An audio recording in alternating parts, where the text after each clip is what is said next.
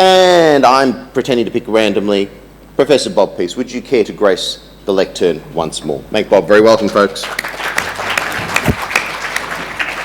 Phil, I've barely had time to recover from the last one. That's showbiz, Bob. That's showbiz. I'm also tempted, rather than, as part of me would have loved to have had some engagement and response, and I'm sorry there wasn't an opportunity for that. But so if anyone wants to come and talk to me at lunchtime, then please do so in terms of the earlier presentation. Hopefully there'll be more time to talk about this one. And in many ways, the two presentations are connected. To talk about privilege is also to talk about masculinity. I want to start by giving, and I'm going to really race through a few of these slides because some of this material has been covered. And Maureen spoke at length about the history of the connection between gender and disasters in some detail yesterday.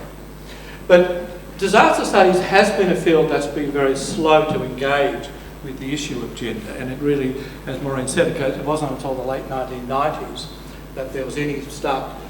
The field of disaster studies started to critically engage and reflect on the relevance of gender. And that early work focused very much on the different ways in which men and women responded to disasters, the different impact that disasters had on men and women. And there was a danger in some of that early work that those gender differences were essentialised in some way. There was some of that early work had a very limited framing in its understanding about gender. Understandably, most of the focus on gender and disasters focused on women and women's increased vulnerability to disasters. There wasn't much attention given to men, although, as Maureen noted, in more recent years, men and masculinities has come on the agenda. And much of the disaster and gender work has been focused on the impact of disasters rather than the prevention of disasters as such. And so it was in response to that context that Elaine Anderson, who has written extensively about women and disasters, and we met at a conference that Deb Parkinson organised a few years ago, where there was a launch of the work that Deb and others had done on the impact of the Black Saturday bushfires on men, and particularly trying to explain ways in which men responded to those fires and in some cases became more violent towards their intimate partners. And Elaine and I met at that conference and started talking about this idea about maybe we need to really start to think about a book. And so through a range of email exchanges, we developed a proposal, managed to get a contract, and invited a number of contributors from around the world to contribute chapters. And in fact, Deb and Christina both got chapters in this book. Now, there is a flyer for the book I think there's a flyer for the book in the conference kit, although the flyer, that refers to the hardcover edition, and there is a paperback edition that'll be coming out in June, July of this year, much cheaper than the hardback. So the book's comprised of 19 chapters, across 12 countries, and it explores 4 key themes. And I want to say a little bit about each of the 4 key themes that the book addresses. Critical masculinity studies in disaster, the high cost of disaster for men, diversity of impact and response among men, and transforming masculinity in disaster management. So what does it mean to bring a critical masculinity studies lens to disasters? The first thing I think we have to say is that we need to move beyond conventional understandings about gender. And we need to move beyond the kind of socio-biological framing, which basically sees gender as flowing from XY chromosomes and sort of an aggression advantage that argues that men are somehow naturally more aggressive because of the way in which they are biologically conditioned and shaped. And also we need to move beyond the kind of sex role theories which focus on the way in which masculinity is learned, because they don't really deal with power and inequalities and differences between men, and also the impact that men's dominance has on women. And so this kind of critical masculinity approach talks about gender as something that's done, it's enacted, it's practiced rather than just a state of being, and it takes place in the context of broader social structures, which some of us who were involved in the 70s and 80s used to call patriarchy, and I still like to use that kind of language. And it talks about the way in which gender is intersected with other social divisions like class, race, ethnicity, ability, sexuality, and geopolitical location. And so the key dimensions of masculinity through this critical masculinity lens are that there are multiple masculinities arising from different cultures and social divisions. And these different positions in relation to power, so issues of class, race, ethnicity, create inequalities between men. That is institutionalised and embedded in organisational structures. So it's not just embodied within individual men. We can talk about the masculinity of government, of the state, and when we talk about critical masculinity studies.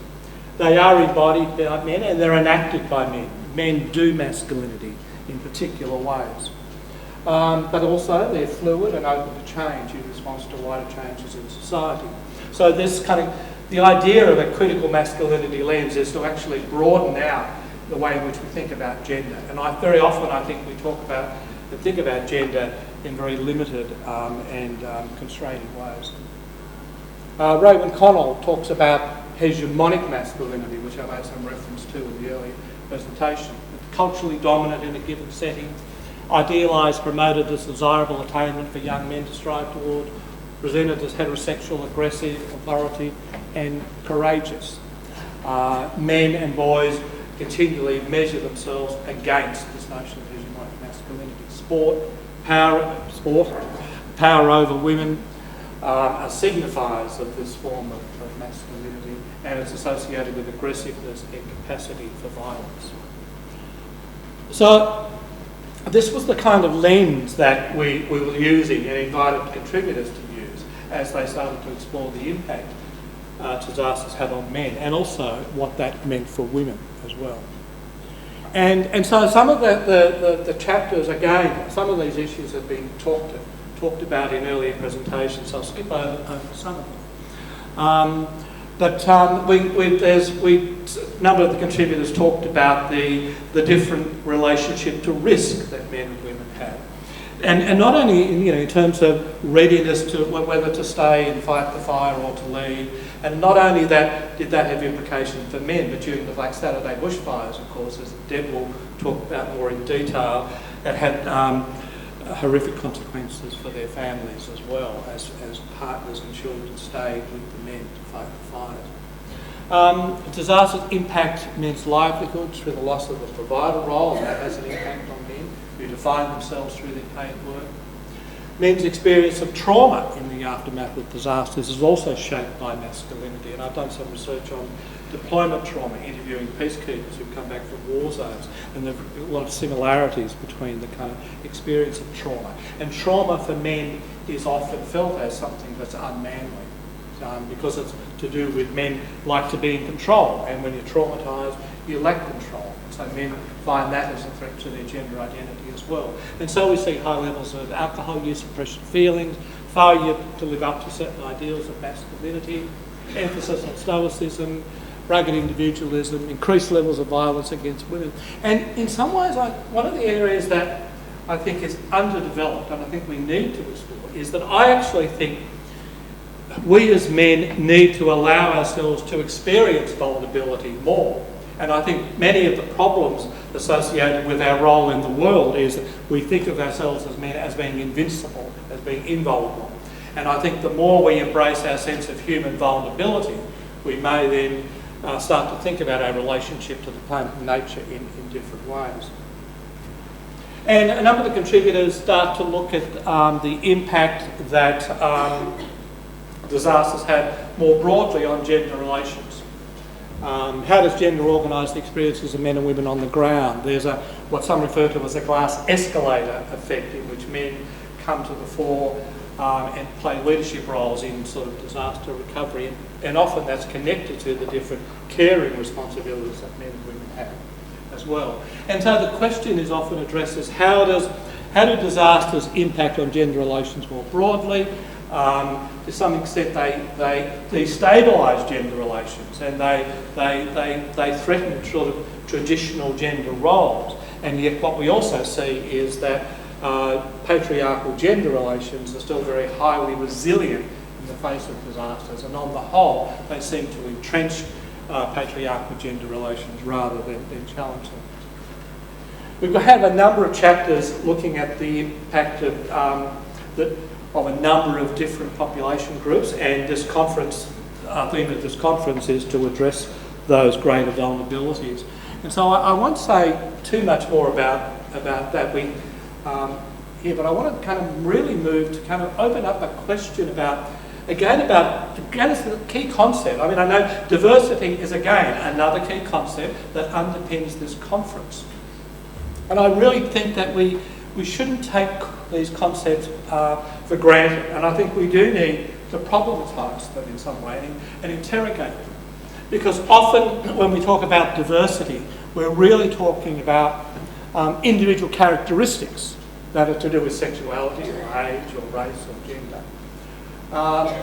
And very often diversity and becoming more conscious and aware of diversity is also a strategy to be able to better manage those diverse groups, to manage them and to control them.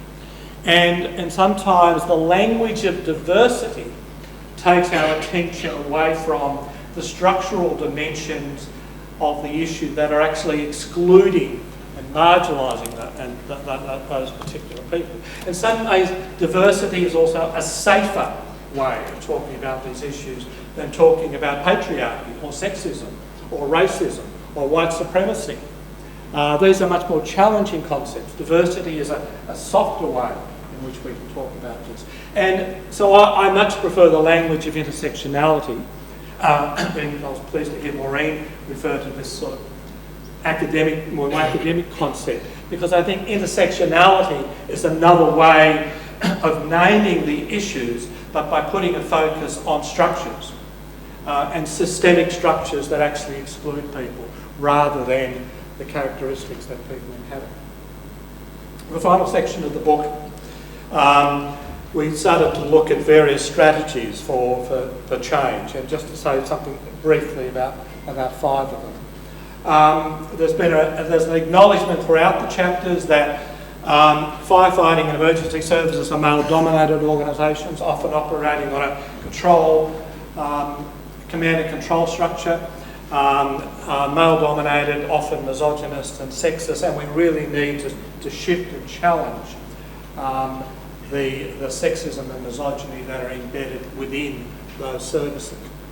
We also need to challenge the structures and ideas that shape risk and the greater propensity for men to place themselves and their families in risky situations. We need to educate practitioners in emergency services about gender and the way gender is enacted and done, so that emergency services personnel can become more gender cognizant. We need to look at the prevention of men's violence in the aftermath of disasters by understanding what is it about disasters that develop a greater propensity for violence. And finally, and more importantly, we need to find ways of engaging men in campaigns for sustainable development and gender equality. And I think we need to bring some of the work that's been done in other areas around particularly men's violence against women, where we see an increasingly greater acknowledgement of the importance of feminist analysis and pro-feminist engagement with men. I think we need to bring that into the emergency services sector as well. So I'll stop there.